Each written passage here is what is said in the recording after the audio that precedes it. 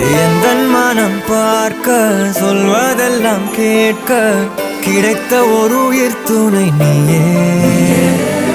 என் சிரிப்பில் பாதி என் துயரில் பாதி பகிர்ந்து நீ அருந்துகிறாயே.